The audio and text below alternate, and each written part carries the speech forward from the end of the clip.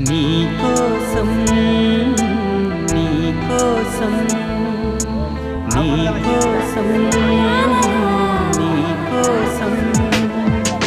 ఎప్పుడు లేని ఆలోచనలు ఇప్పుడే కలిగెను ఎందుకు నాలో నీకోసం నీకోసం ఈ లోకమిలా ఏదో కలలా నాకంతా కొత్తగా వింతగా కనిపిస్తుంది